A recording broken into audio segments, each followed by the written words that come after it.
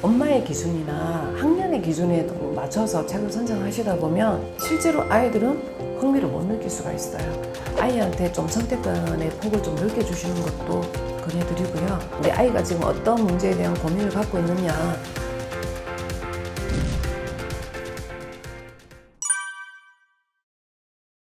네, 안녕하세요. 책 읽는 아이로 키우는 엄마표 독서 코치 연습생 근도경입니다. 아이들이 독서를 재밌고 즐겁게 잘할 수 있도록 도움을 주는 독서 지도사이기도 합니다.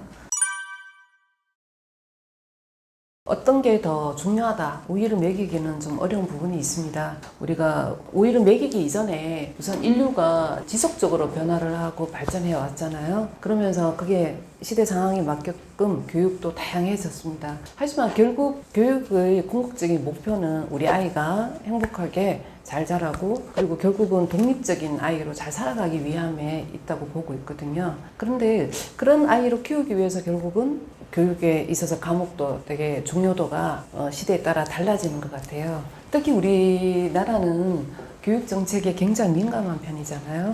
네, 지금껏 많은 교과 개정 과정이 있었는데 앞으로도 또 계속 지속적으로 바뀔 거라고 예상되는 건 뭐 당연한 일이고요.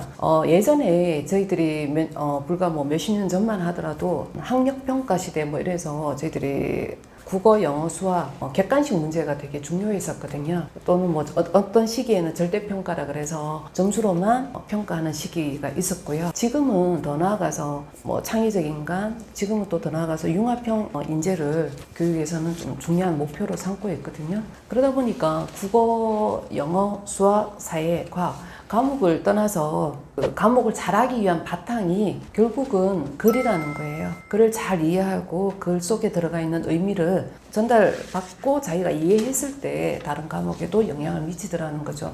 쉽게 말씀드리면 국어, 영어, 수학, 사회, 과학은 숲속의 나무라고 생각하시면 돼요. 나무를 이루는 숲이 우창할 수 있도록 도와주는 것은 결국은 글의 힘이라고 생각하거든요. 그래서 독서는 숲속에 좋은 토양이 되도록, 우창한 숲이 될 수 있도록 만들어주는 땅의 역할이라고 생각합니다. 그리고 독서 교육이 학생들에게 결국은 자양분이 되어 줄 거라는 확신이 있거든요. 그런 측면에서 본다면 어떤 다른 과목보다는 독서가 가장 중요한 과목이라고 생각합니다.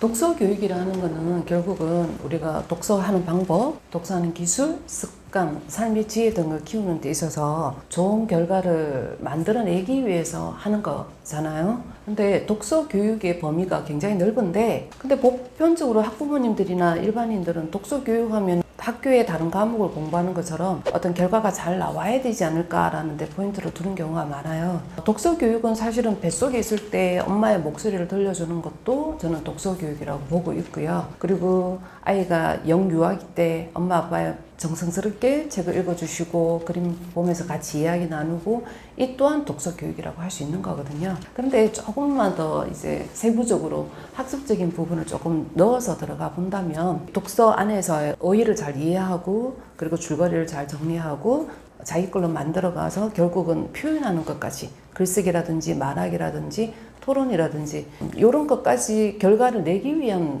독서 교육이라고 하고 한정지어서 제가 말씀드려 보겠습니다. 이 부분은 제가 생각할 때는 초등학교 3학년이 조금 더 전문적인 독서 교육을 할 시기로 적절하다고 생각을 하고 있습니다. 왜냐하면 초등학교 1, 2학년 때까지는 저희들이 국어, 수학, 통합 사회, 통합 과학 이렇게 해서 통합 과목으로 배우거든요. 근데 초등학교 3학년이 딱 되면은 국어, 수학, 그리고 영어, 그리고 사회, 과학 이렇게 되게 세분화가 돼요. 세분화가 되다 보니까 우리 아이나 어머님께서 느끼시는 게, 와, 교과 과목이 굉장히 많이 늘어났네. 그리고 안에 페이지 수도 굉장히 늘어났고 뭔가 요구사항이 많아졌다라고 체감을 하시거든요.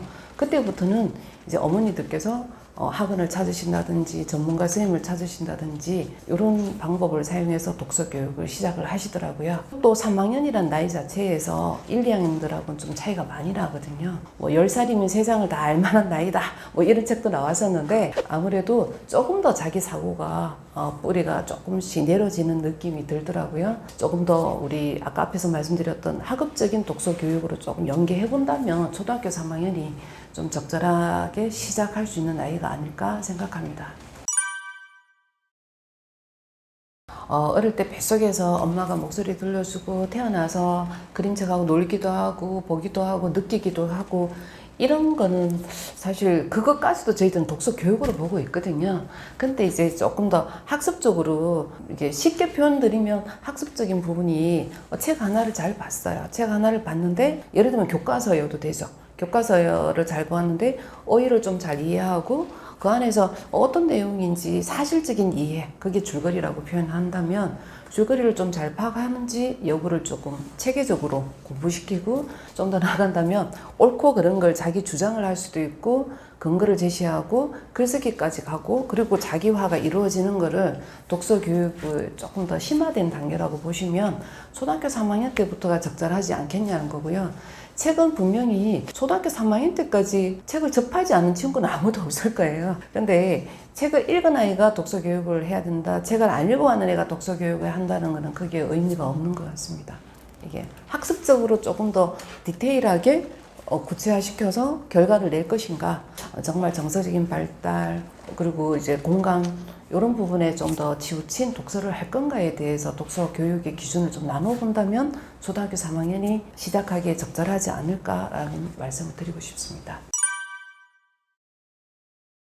독서 습관은 사실은 어릴 때부터 같이 되어져야 되는 거죠. 아이들하고. 근데 독서 교육 안에는 물론 습관도 들어가고 기술적인 것도 다 들어가긴 해요. 솔직히 말씀드리면 초등학교 1, 2학년들한테 똑바로 앉아있자, 그리고 또 어느 정도의 시간을 요한다는 거는 조금 더 자율적으로 독서만큼은 자율적으로 좀 맡겨놔도 되지 않을까라는 게 제가 생각하는 기준이거든요. 초등학교 3학년 때부터는 그래도 어느 정도의 어떤 학습적인 틀을 좀 만들어 가더라고요. 독서 교육의 범위가 넓게 보면 끝 없잖아요. 뱃속에서부터 우리가 나이 들어서 죽을 때까지 독서 교육으로 보는 게 아니라 조금 더 학년기에 있는 애들은 어떤 학습적인 결과라고 자꾸 말씀드려서 죄송한데 조금 더 책을 조금 더 섬세하게 파고 이해하고 자기 거로 만들어가는 어떤 목적을 달성하기 위한 독서로 본다면 그 교육의 시기는 초등학교 3학년 어느 정도 이제 집중력 시간도 조금 더 길어졌고요. 교과 내용도 조금 더 이제 그림이나 어떤 글자체도 좀 바뀌거든요. 그리고 내용도 좀 더 세부적으로 바뀌는 시기인 초등학교 3학년 때부터가 엄마들이 원하는 거나 우리 아이가 조금 더 자리를 잡아가기에 적절한 시기가 초등학교 3학년부터가 적절하지 않을까라는 말씀 드리고 싶습니다. 예, 독서 교육은 우리가 어른들 보는 책을 마구잡이로 보여줄 수는 없지 않습니까? 그래서 우리가 영유아 때부터 읽어야 되는 책, 그리고 초등학교 저학년 때, 중학년, 고학년, 그리고 중학생 이후에 아이들이 읽어야 되는 책들을 조금 구분해서 말씀드릴게요. 영유아 때는 그림책 위주로 되어 있어요. 그래서 그림이 선명하고 그리고 좀 단순했으면 좋겠거든요.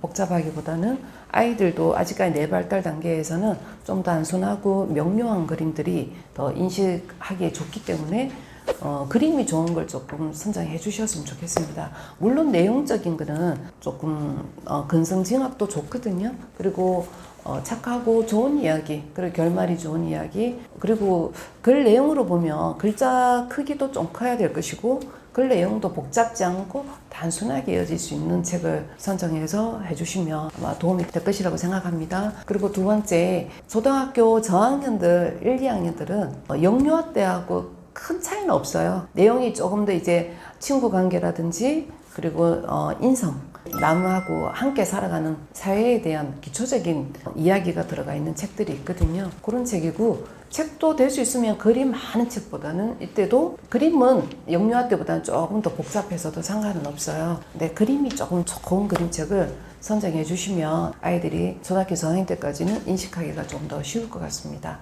그리고 초등학교 중학년 3, 4학년 이후부터는 어느 정도 자기의 어떤 생각에 근거를 제시할 수 있는 나이가 되거든요. 그림 위주의 책이었다면 이제 글 위주로 살짝 넘어가 주시는 책이어도 되고요. 페이지 수도 50페이지, 뭐 100페이지까지도 아이들 단계별로 조금 더 확장해 주셔도 가능하고요. 그리고 내용은 3, 4학년 때는 우리 아이들이 조금, 특히 4학년 때는 친구 관계에서 굉장히 많은 문제를 일으키는 경우가 많아요. 그래서 친구들하고 문제가 생겼을 때 어떻게 해결하면 좋을까, 우리 아이들이 그 시기에 때 공감할 수 있는 책들을 선정해 주시면 아이들이 더 쉽게 흥미를 느끼고 자기 걸로 받아들이는 경우를 좀 많이 봤거든요. 그래서 그런 책들을 좀 선정해 주시면 좀 더 효율적이라고 생각합니다. 그리고 마지막으로 초등학교 고학년 이상부터는 우리 뇌 발달 단계에도 논리적인 사고가 형성이 되는 시기거든요. 그래서 5학년, 6학년 때부터는 사회적인 문제, 그리고 조금 더 자기의 어떤 판단 기준을 세울 수 있는 책들이 시중에도 실제로 좀 많이 나와 있고요. 그런 책을 좀 선정해 주시면 우리 아이들이 흥미를 좀 더 가지고 자기 단계에 맞기 때문에 좀 더 재밌게 그리고 좀 집중해서 독서를 할 수 있을 것입니다. 그리고 중학교 때부터는 우리가 조금 더 교과 내용에 조금 치우쳐서 보는 경우가 있거든요. 예를 들면 현대문학, 그리고 또는 교과문학이라고 하는데, 그리고 우리 외국 소설 중에서도 고전소설, 그리고 명작소설 위주로 조금 더 아이들의 인성을 다시 한 번 더 다질 수 있는 계기를 만들어 주시고요. 또 이때쯤에는 사춘기를 겪기 때문에 사춘기를 어떻게 잘 극복할 수 있는가, 그리고 또 그로 인한 친구 문제, 그리고 자아 정체성의 문제, 그리고 부모와의 관계에서 문제들을 다룬 소설들이 많거든요. 그런 소설들을 좀 골라서 아이들이 읽을 수 있도록 도움 주시면 단계에 맞는 독서가 되지 않을까 싶습니다. 결국은 아이가 관심이 있다는 거는요, 자기 수준에 맞다는 거거든요. 요즘 아이들이 엄마의 기준이나 학년의 기준에 너무 맞춰서 책을 선정하시다 보면 실제로 아이들은 흥미를 못 느낄 수가 있어요. 실제로 저희 학원의 학부모님들하고 상담을 하다 보면 조금 난해한 경우가 있고 제가 난처함을 좀 느끼는 때가 있거든요. 그런 때가 언제냐면 교과서에 나오는 5학년이니까 교과서에 나오는 거 반드시 좀 읽혀주세요. 때로는 또 문학만 너무 많이 읽히지 마시고 비문학, 과학, 역사, 사회, 뭐 경제 골고루 좀 익혀주셔야 되지 않을까요? 이런 말씀들을 많이 요구를 하세요. 그런데 그거는 저희들도 이제 충분히 상담을 드리려고 노력은 하지만 누구보다 우리 아이들이 잘 성장해서 책 수준을 올라가기를 바라는 거는 저희들 입장에서도 중요하거든요. 하지만 그것보다 더 중요한 거는 엄마의 니즈나 교사의 니즈가 아니라 우리 아이가 어느 정도 독서 수준을 갖고 있냐가 기준이 되어야 된다는 거거든요. 그래서 책을 선정하시고 관심을 가질 수 있다는 거는 결국은 자기 수준에 맞는 책이어야지 관심을 가지는 거거든요. 또 하나는 조금 더 그래도 디테일하게 말씀드린다면 저학년들은 조금 호기심을 불러일으킬 수 있는 그런 그림책이 좋습니다. 초등학교 저학년들은. 그리고 조금 중학년, 고학년 가면은 아이들이 자기 문제가 있을 때 관심을 좀 가지는 주제들이 있거든요. 아까도 잠깐 예를 들었지만 초등학교 4학년 2학기쯤 되면 여자아이들은 친구 문제로 굉장히 많이 마음의 상처도 받고 따돌림 문제라든지 그리고 이제 집단화시키는 그런 문제들을 많이 만나거든요. 그랬을 때 아이들이 관심을 가지는 건 결국은 초등학교 중학년 이상부터는 자기 문제와 조금 밀접해 있는 것들에 관심을 좀 많이 가지는 경우가 있더라고요. 그리고 초등학교 고학년들은 아무래도 진로와 관련된 책들을 조금 다양하게 선정해 주시면 다양하게 볼 수 있도록 하시면 관심을 가지는 경우가 좀 많았습니다. 비판적이지는 않고요. 일단은 즐거운 독서, 관심 있는 독서는 어쨌든 우리 아이들이 자기가 필요로 느끼는 게 가장 관심 있는 분야가 아닐까라는 거예요. 그러려면 우리 아이가 관심 있는지 없는지를 알려면 결국은 어머님의 기준을 너무 크게 잡지 마시고요. 부모님의 잣대보다는 우리 아이와 좀 대화를 많이 하시고 아이한테 좀 선택권의 폭을 좀 넓게 주시는 것도 권해드리고요. 그리고 우리 아이가 지금 어떤 문제에 대한 고민을 갖고 있느냐 관심을 가지실 때 우리 아이 독서도 똑같지 않을까 싶습니다. 도서를 선정하는 기준 자체가 우리 아이에 대한 관심에서부터 출발하지 않을까라는 말씀을 드리고 싶은 거고요. 그리고 지금도 권장 도서는 있고 교과서에 나오는 필독서는 굉장히 중요하거든요. 중요하고 우리 초등학교에 전체적으로 중학교까지 나오는 필독서가 한 260권 정도가 돼요. 리스트가. 그거는 좀 읽혀주시는 게 좋죠.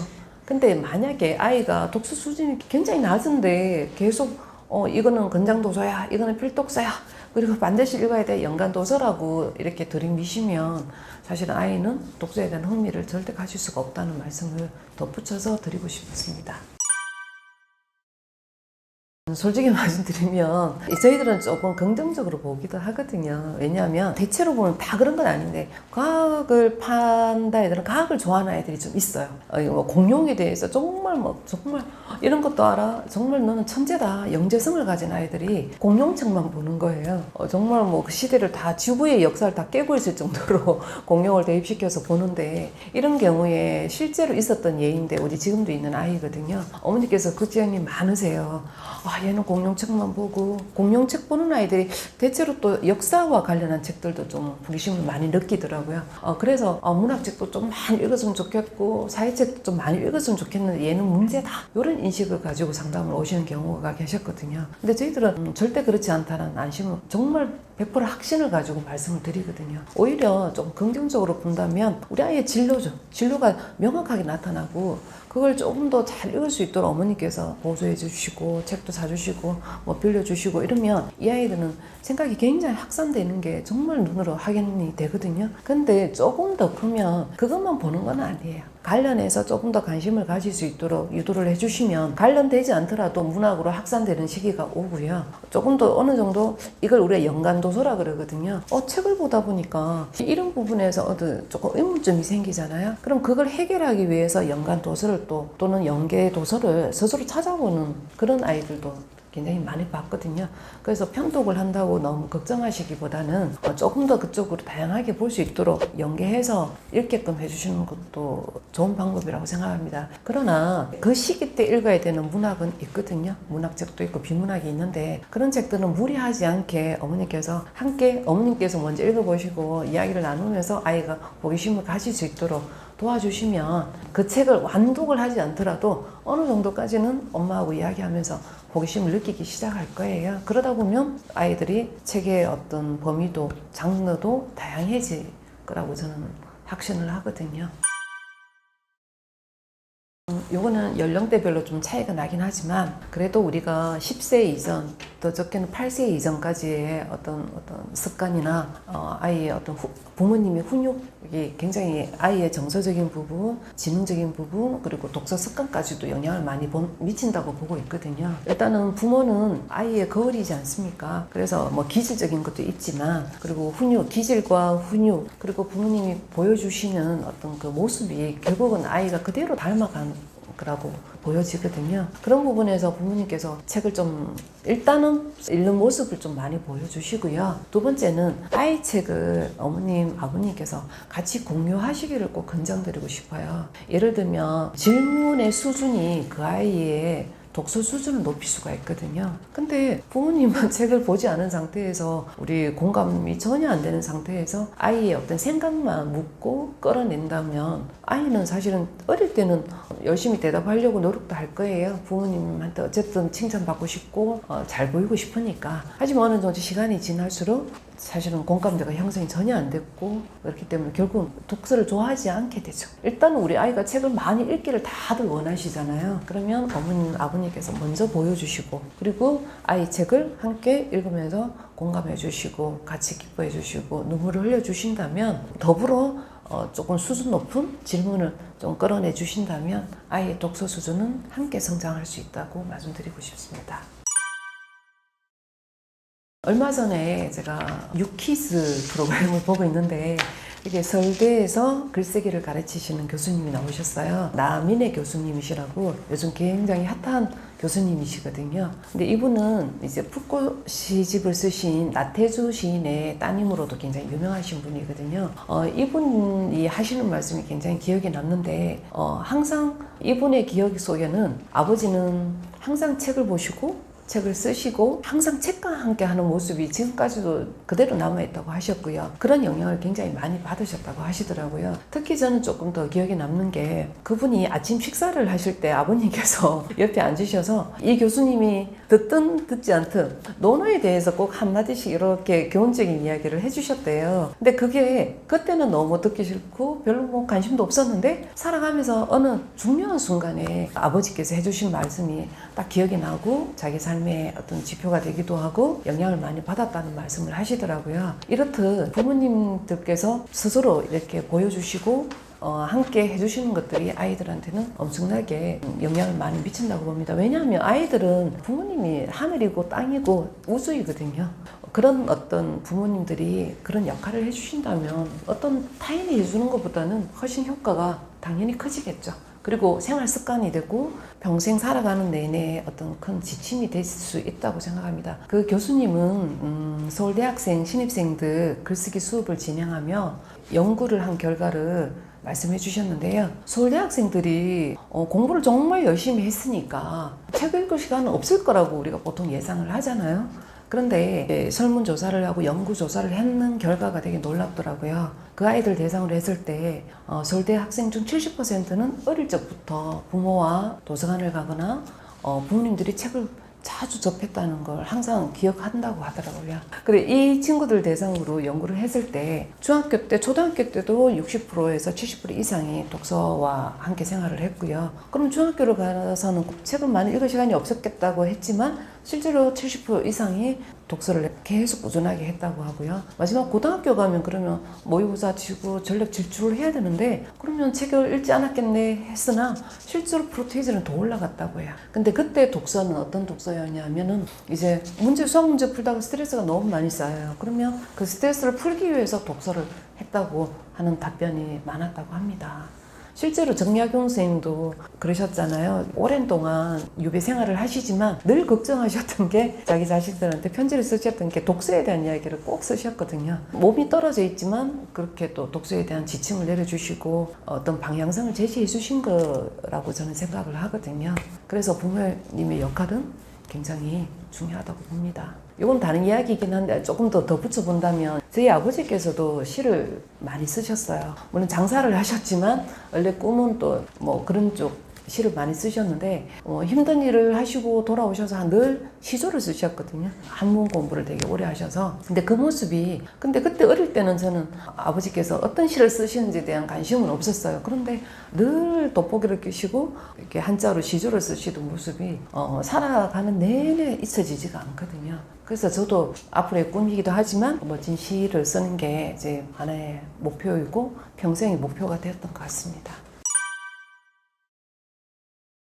부모님께서 우리 아이를 품고 있는 시기부터 우리 오롯이 부모님의 영향을 우리 아이가 받고 있다고 생각하거든요. 근데 그럴 때 우리가 좋은 책을 처음에는 아이들이 청력이 더 발달되어 있기 때문에 아버님, 어머님께서 이제 책을 읽어주시고 들려주시잖아요. 좋은 이야기를 들려주시고 이때부터 해서 저는 초등학교 그래도 3학년 10살까지는 반드시 우리 어머니, 아버님 목소리를 좀 많이 읽어주시고 좋은 책을 같이 선정해 주시고 하면 살아가는 내내 영향을 미칠 수 있다고 봅니다. 최소 그래도 10살까지는 저는 읽어주자 그리고 같이 해주자 라는 주의입니다.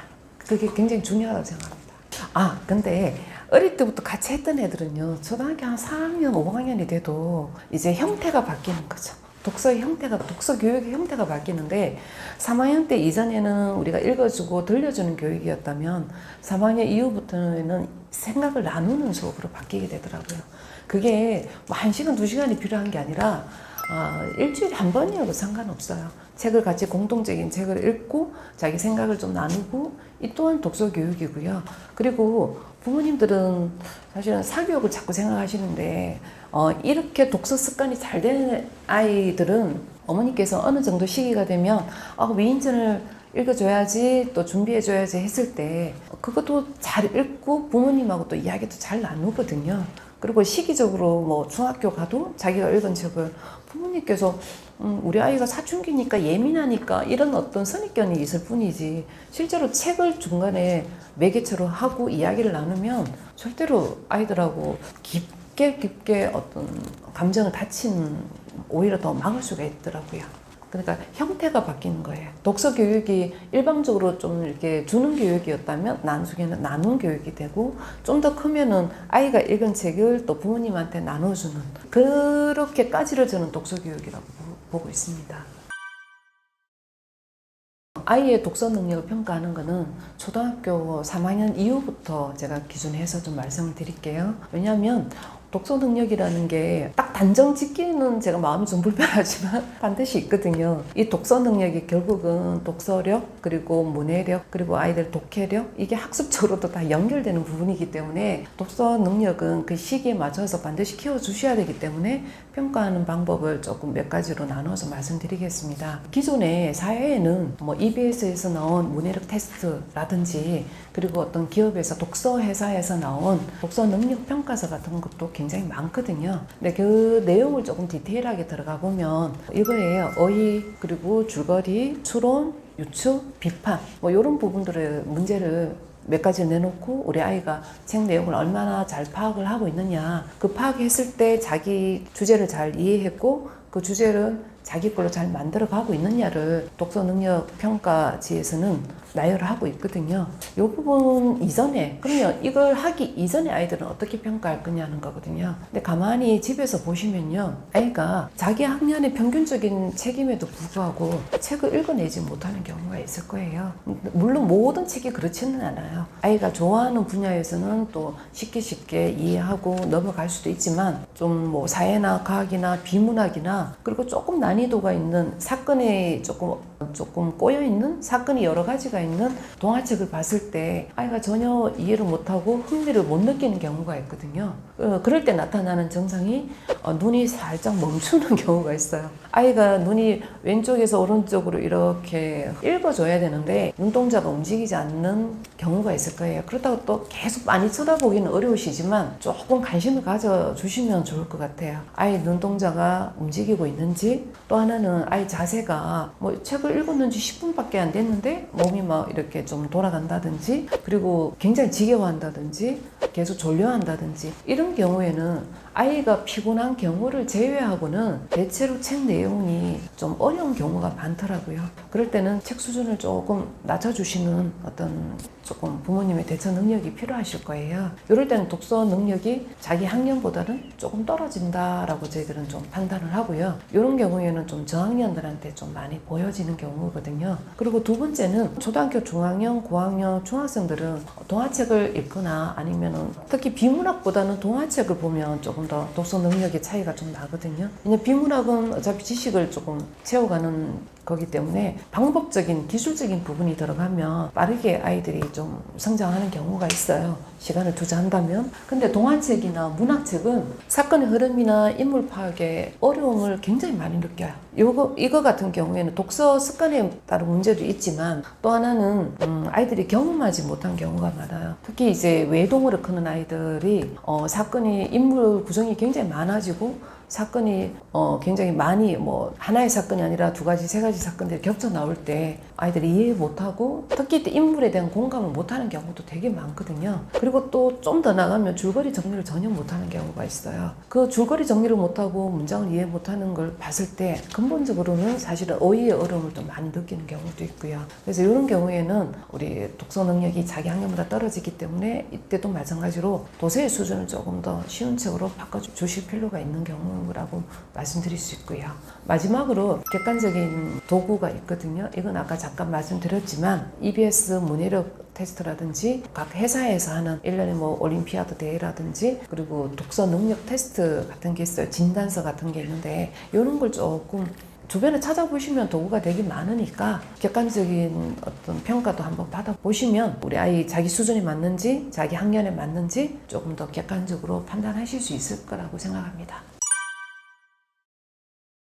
아이에게 맞는 독서 수준은 첫째는 우리가 정확하게 전문가라 하더라도 정확하게 맞춰주기는 쉽지 않거든요. 똑같은 레벨의 책이라 하더라도 어떤 책은 또 쉽게 이해가 돼요. 그거 같은 경우에는 아이가 배경 지식이 있거나 경험이 있는 경우는 굉장히 쉽게 이해를 하거든요. 그래서 조금 일단 제가 생각할 때는 무조건 문학책 기준으로 말씀드릴게요. 무조건 쉽고 재밌어야 한다고 생각하거든요. 시작은 무조건 조금 재밌고 쉽고 재밌어야 하고, 그러다 보면 아이들이 스스로 학년이 커지고 자기 독서 수준이 올라가잖아요. 올라가면 그렇게 단순하고 쉽고 이런 이야기들은 스스로가 찾지 않게 돼요. 그리고 실제로 내용, 그 책의 두께로 말씀드리면 페이지 수도 두꺼워지고 안에 담은 사건들도 많아지고 내용이 많아질 때 아이들이 자기 독서 수준과 함께 그런 책들을 스스로 찾게 되고 뽑게 되더라고요. 그리고 또 더 흥미를 느끼게 되고요.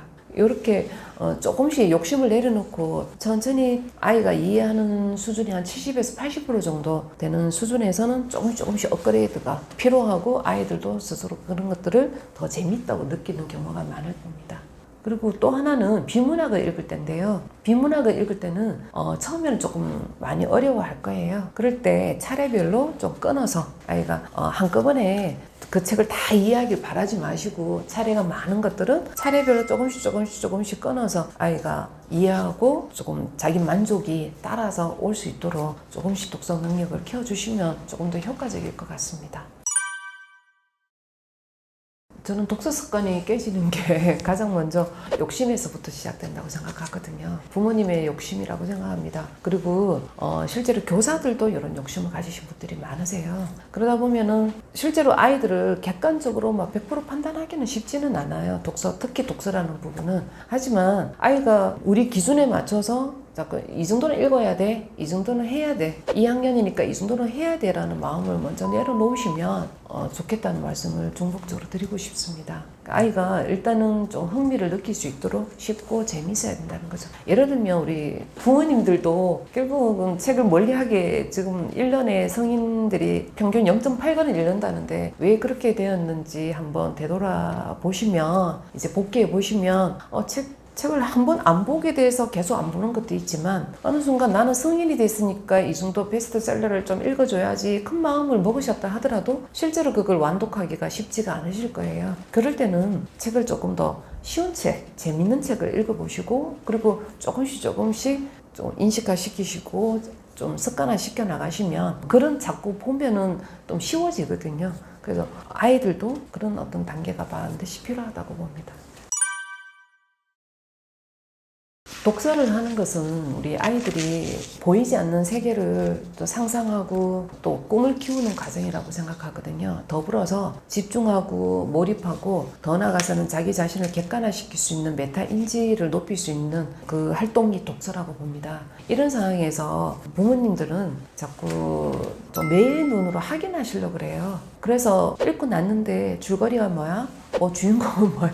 누구야? 그래서 어떻게 됐어? 진짜 궁금해서 물어보시는 게 아니라 우리 아이가 정말 너 잘 읽었니? 이런 마음을 가지고 물어보시는 경우가 있는데, 이런 거는 반드시 지양을 하시길 바랍니다. 책이라는 거는 굉장히 우리 다양한 이야기를 품고 있잖아요. 하지만 그 다양한 이야기만큼이나 받아들이는 사람들도 다양한 관점으로 보고, 실제로 정답은 저는 없다고 보거든요.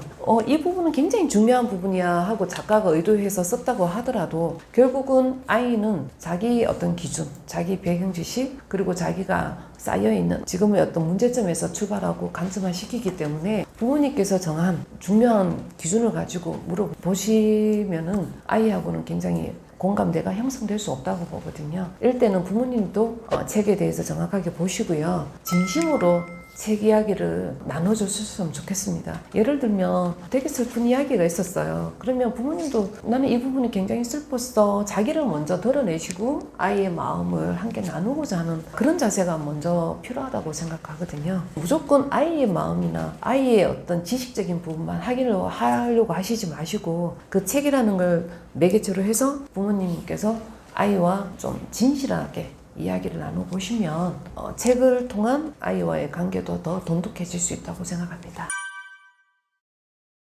아이의 독서 흥미를 높이기 위한 활동이나 게임은 굉장히 여러 통로를 통해서 가능합니다. 하지만 5가지를 간추려 볼 수 있거든요. 첫째는 아이가 책을 많이 접하는 환경에 놓일 수 있도록 해주세요. 우리 아이가 머물러 있는 공간이 집안이 많잖아요. 집안에 될 수 있으면 조금 귀찮아 하시지 마시고 좀 지저분하다고 생각하지 마시고 그리고 힘들어하지 마시고 우리 아이가 학령기에 있는 동안에는 그 단계에 맞춰서 책을 좀 많이 준비하시고 책에 노출될 수 있도록 그런 환경을 만들어 주시고요.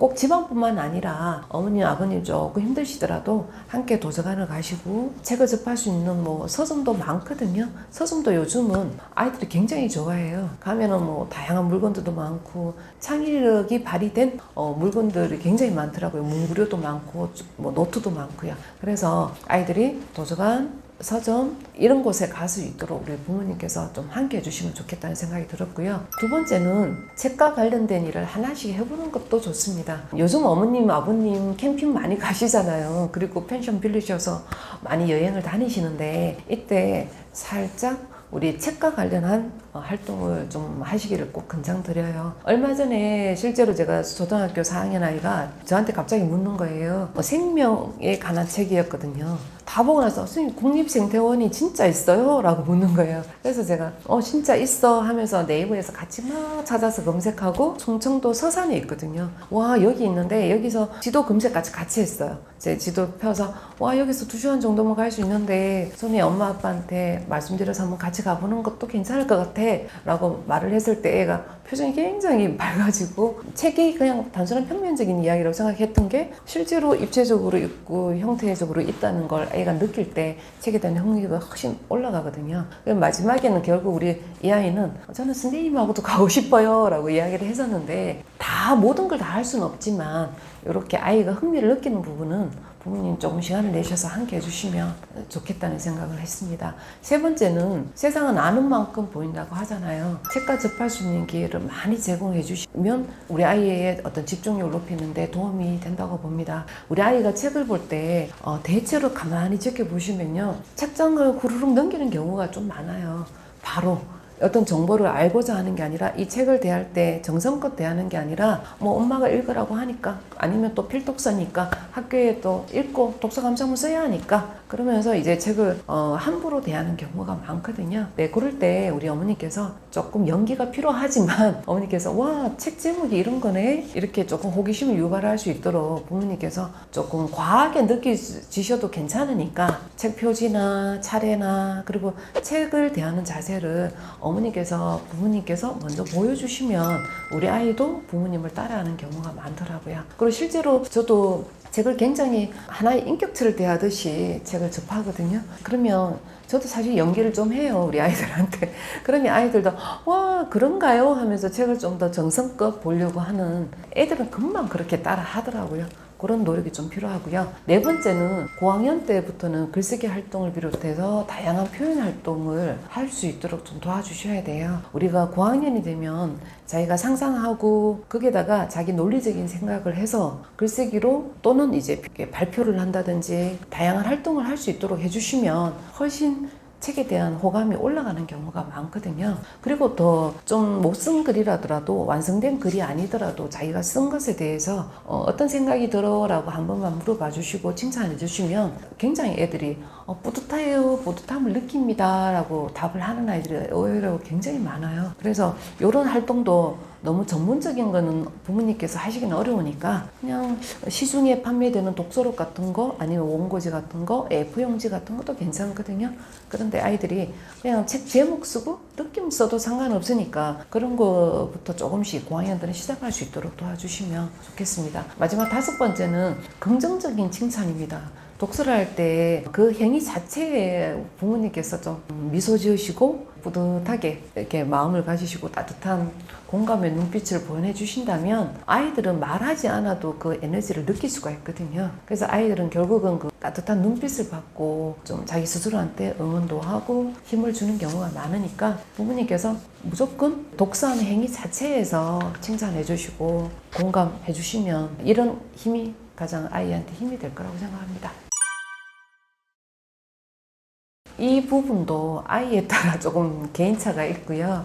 그리고 연령에 따라 약간 차이가 있긴 합니다. 하지만 저는 힘들더라도 그 힘이 어느 정도로 드느냐, 그리고 기간이 어느 정도 걸리느냐의 차이지, 꾸준하게 독서 환경에 노출이 된다면 아이들은 조금씩 흥미를 찾아갈 수 있다고 생각하거든요. 실예를 들면 부모님이나 어른들도 똑같잖아요. 처음에 책을 놓고 학년기가 지나면 책을 안 보는 경우가 많으신데, 어느 정도 또 연령대가 성인이 되셨을 때 자기가 좋아하는 책을 어떤 우연한 계기에 읽기 시작하시면 계속 연결해서 흥미를 또 찾으시는 경우가 많거든요. 근데 성인도 이러한데 우리 아이들은 조금 더 빠르게 흥미를 찾을 수가 있어요. 되돌아와서 또 말씀드리면 독서에 흥미를 잃은 원인부터 찾으시는 게 좋을 것 같아요.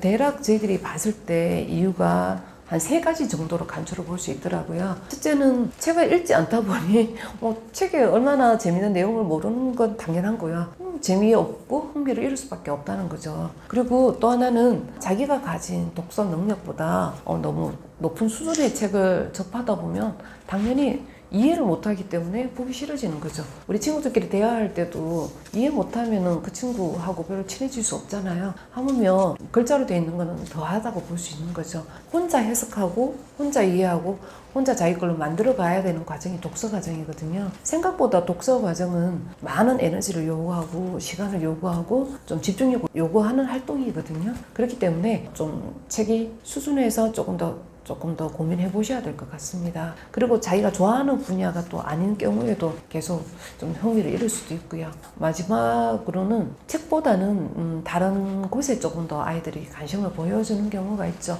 쉽게 말하면 요즘은 영상, 게임이 훨씬 쉽잖아요. 자기가 아무 생각도 안 해도 되니까 힘도 들지 않고, 그리고 또 훨씬 재밌고, 그리고 다채롭고요. 근데 이게 이런 곳에 또 너무 지나치게 노출을 되다 보면 아이들이 독서에 대한 흥미를 잃을 수밖에 없거든요. 이 3가지 원인이 정확하게 밝혀진 다음에 이런 것들을 조금씩 하나씩 해소해 줄 수 있는 방법을 찾는다면 정말 우리가 원하는 기대치만큼은까지는 잘 모르겠으나 우리 아이가 조금씩 흥미를 찾을 수 있다고 봅니다. 실제로 저희들도 우리 아이들이 독서 수업을 하다 보면 아이들이 기간의 문제일 뿐이지 한 달 만에 책에 대한 흥미를 느끼는 아이도 있고, 어떤 아이들은 2달, 석 달, 조금 1년 이렇게 걸리는 아이들도 있거든요. 하지만 그 아이들 언젠가는 책에 대한 흥미나 더 나아가서 교과서까지도 아이들이 잘 이해하고 파악하는 능력까지도 키워지더라고요. 그 대신 부모님들의 어떤 기간을 정하고 기대치 이런 것들은 조금만 더 내려놓으시면 편안하게 기다려 주실 수 있을 것이라고 생각합니다. 디지털 매체는 지금 우리가 거부할 수 없는 시대에 살고 있잖아요. 그런데 이걸 계속 부정적으로만 우리가 끌고 가기는 힘든 시대에 살고 있습니다. 오히려 잘 활용하시기를 저는 권장드리거든요. 실제로 내년부터는 디지털 교과서가 상용된다고 합니다. 물론 학교별로 선별해서 취하기도 하겠지만요. 그리고 실제로 지금 중학생들은 개인 패드가 다 지급이 됐거든요. 그래서 활동지라든지 요약본이라든지 이런 거는 아이들이 디지털 기기를 이용해서 실제로 하고 있는 상황입니다. 좀 잘 활용할 수 있도록 도와주시는 게 중요하고, 그런데 아이가 어릴 때라든지 어떤 문해력이라든지 독서력이라든지 독해력을 키울 때만큼은 그래도 종이책을 이용해서 다져질 수 있도록 부모님께서 도와주시기를 저는 또 부탁드리고요. 그리고 앞으로는 디지털 매체를 우리가 잘 활용한다. 하나의 예를 들면 챗GPT가 나왔잖아요. 그리고 또 예전에는 네이버가 있었죠. 네이버가 처음 나왔을 때 우리 아이들이 키워드를 쳐서 검색을 하는데 그 키워드를 못 쳐서 결국은 활용도가 떨어지는 경우도 있었거든요. 근데 그 키워드를 잘 찾아내고 좋은 질문을 하기 위한 바탕은 결국은 독서가 바탕이 돼야 되는데, 그 바탕이 단단해지고 난 다음에는 디지털을 잘 이용할 수 있도록 부모님께서 적절한 시간이라든지 그런 것들을 잘 분배해 주시면 좋겠습니다. 그리고 또 앞으로 미래 사회에는 디지털 문해력도 굉장히 중요하거든요. 그런 능력도 키울 수 있도록 적절하게 조절해 주시기를 부탁드립니다. 책 분야를 저희들이 크게 나누면 문학과 비문학으로 나눌 수 있거든요. 문학은 현실에 있을 법한 이야기에 상상을 더하여 쓴 글인데, 주로 이제 동화책, 소설책, 시, 희곡, 시나리오, 수필 이런 것들을 우리가 문학책이라고 하죠. 비문학은 그 이외의 지식을 얻을 수 있는 사회나 과학적 미술, 체육 이런 것들을 말하는 건데요. 여기서 비판적 사고는 주로 문학 장르를 봤을 때 비판적 사고를 좀 키울 수 있다고 보거든요.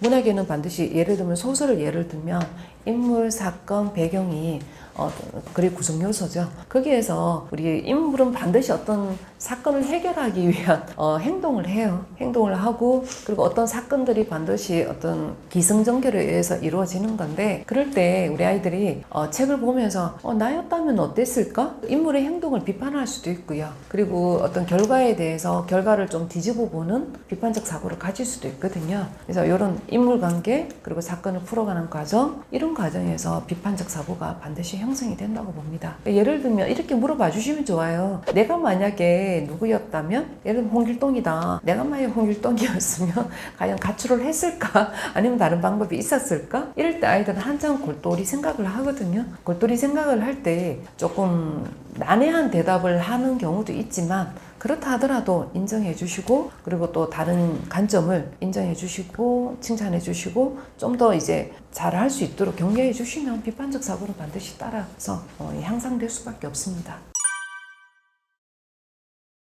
우리 아이가 독서를 하고 나면 어느 정도 연령대까지는 확인을 하시는 것도 저는 괜찮다고 생각을 하거든요.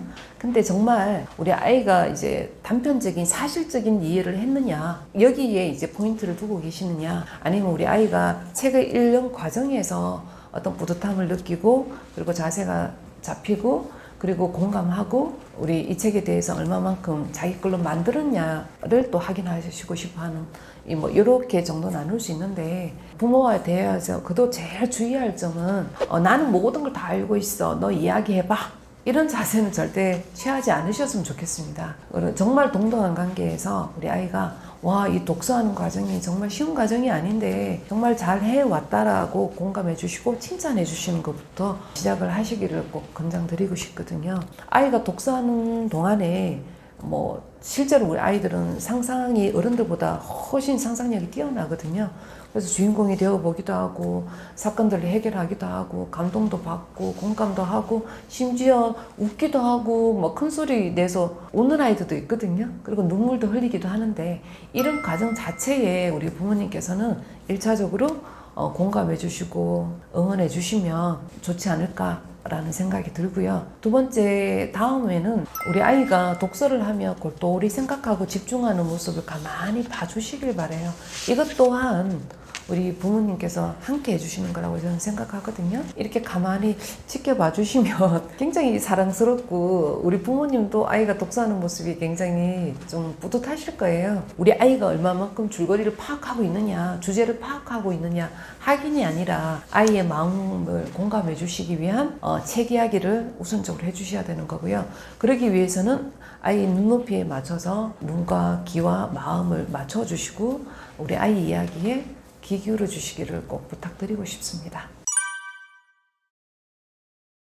독서 동기라 하면 우리 특히 어린 아이들은 어떤 조금 독서 동기를 위한 장치가 필요한 것 같아요.